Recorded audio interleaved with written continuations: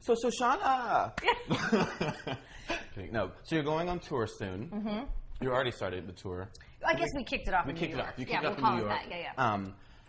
2 questions. First of all, actually, let's go with the tour question. Where are you going? What was the concept of putting you on the road? Is it just that time right now? Yeah, I feel like every new album just sort of like, you know, the goal is to like put it out and then move around so people can hear it live. How do you feel about Spectrum? It's your Oh my gosh, that's such a hard question to answer. How do I feel about it? Like, it's weird because they're not my songs. Like every other album has been all originals, and this is like 3 originals and the rest are covers. So it's hard to... What was the decision making there? I just feel like I thought that's what people wanted. I feel like people are so drawn to covers. They're so drawn to what they already know. Yeah. And typically, you know, we were looking back at Barbara and Frank and Aretha, and that's what they did. They mostly did covers in the beginning of that sonic genre. So twofold, I'm less connected to it because it's not all I didn't go through, I didn't share my experience in my heart in the lyrics necessarily. But we did choose specifically stories that I could tell and speak to from an authentic personal place. But at the same time, this album was like the biggest growth spurt for me. Like everything I learned in making it, the really, really brave, uncomfortable steps I took to make it were so out of my comfort zone. You were saying earlier, you said something about learning, or you were like, oh, I'm just learning all the time. And I'm like, if you're somewhere where you're not learning something, you've already done it and you already know. Like, it's a waste of time. Glory to God in the highest, or Buddha, or whoever. Sorry, whoever you believe. All of them. All of them. So if you're uncomfortable and you're literally like, I don't know what the fuck I'm doing. Yeah. I'm just waking up every day and still, then you're in the right place. Because that means you have to constantly figure it out and learn and grow. But I've done, and that's why we did this record. Because I'm like, I think I'm going to do like another EP of original songs, and it'll be like 5 musicians, and we can do it at so-and-so's house in like a day. It'll be so cheap. It'll be so fast. It'll be so easy. And then there was, on the other side of the coin, like, or we could make this big band record that's going to cost a damn fortune and take, 6 to 8 months. And say, how long did it take? I mean, from soup to nuts, like almost a year from the beginning of the conversation. No, you got you. But Jesus, I chose it because I knew it was a bigger bite to chew. I was like, this is going to make, I feel like I want to barf. We're doing it. Yeah. Because I thought, like, you can always go back to doing an EP. You can do a stripped down EP. You've done it. You know how to do it. Why don't you do something that terrifies you? And that was the beginning of like me doing things that terrify me. Yeah. Like, this looks scary. I'm doing it. Was Superhero not scary? It was, but it was again that Shoshana who had something to prove. Yeah. And she was going to make it happen come hell or high water. Like, those were like 18-hour studio days.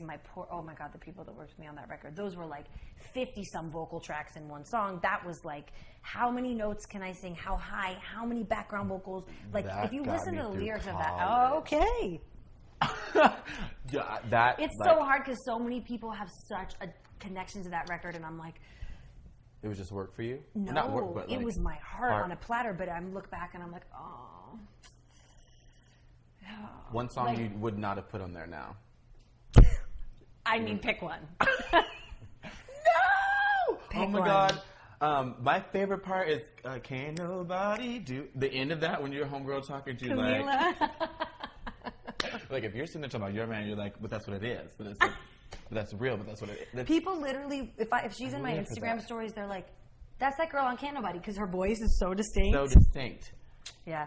No, I mean, my sister was playing it. It came on shuffle in the car the other day on her phone when we were driving to camp, and I'm like, oh my God, this record is so well done, but it is so much. Yeah.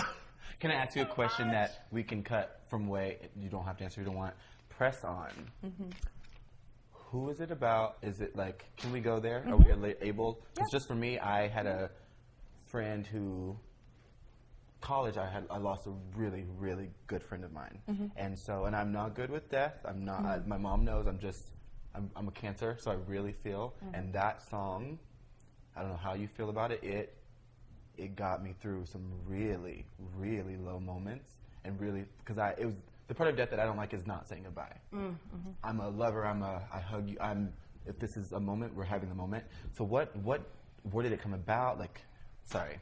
It was about my boyfriend who died in a car accident, and I think just the same thing, like not getting to say goodbye. That whole album was. Yeah, so the whole album about him, because we go through. It wasn't until I listened to it like recently, because back in college I like listened to it, but I had never connected to it like I did until I booked her as an interview. And I was like, let me listen to it from the beginning, and I was like, oh my God, she is telling a story that I at 22, 23. Nice. Like, you know Way what I mean? Like, up on it. Yeah. No, it there's- does tell the story. There's a story there. Kind of. Superhero's not really about him, but the rest of the album tells the story from beginning to end, pretty much. And I mean, the sentiment of Press On is my heart, but you know, it's just very specific. Like from the orchids, like it just really tells the story. But that was like, that album helped me heal from that. There's a lot of, when you don't get to say goodbye and it is sudden, you're just left with a lot of feelings and a lot of pain and a lot of questions. And P.S. like that night, like the night before, that night he died, I mean, like I couldn't have played it worse. Like I think we had a fight and I hung up in his face, and like so I was left with not only that, but like the guilt of how I behaved before, you know, the last time I spoke to him, you know. So it was just a lot. I think that's the other reason that album just had to get made. There was just it didn't matter how difficult or where the money was going to come for or how it was going to happen. Like that album was my healing process, you know? And, I mean, I think it's I don't know, it's so hard because sometimes I listen to them, like, these lyrics are so corny. Yeah. But at the time, it was literally my love letter. It was literally, you know, all you have is sort of like what you think they would say or what you think they would want. Like, well, I knew you well enough to know that you would say this right now. Or like, you just, but I just think that, I could say so much about this. I don't know. I just think that, you know, I still, even more recently, because I feel like I thought I put it to bed. I was like, well, that was 12 years ago. Yeah. Please. But I just think that I still, you know, feel him and see him and do you feel like you got to honor him with the album? Or do you think? Yes. And I feel like I still do. Like we did 1/16 at the Apollo, and I'm like, you know, I feel like I still get to honor that, like him, that time of my life, our relationship, what that did for me. You know, I just don't think there's any mistakes. And I love that. No. Ladies and gentlemen, this has been a dream come true. It really is. The first time I ever heard your voice was from a LimeWire that I downloaded illegally. Not LimeWire. LimeWire. That's You're what my really taking it back. Taking it back. Was it something like Love Me Slow or something awful like that? No, it was Wicked. It was even worse. It was me and like my two best musical, Tony Johnson and Dominic DiFelice. Oh, we were sitting in my girls.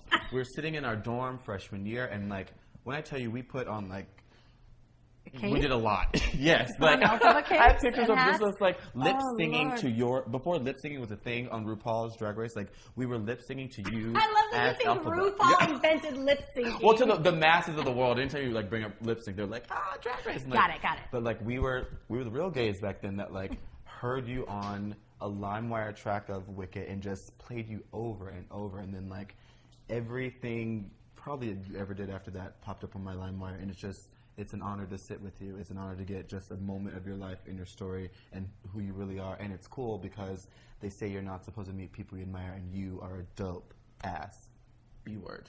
I have respect for my women audience, you know. So thank you so much for having me. I'm honored. Loving you.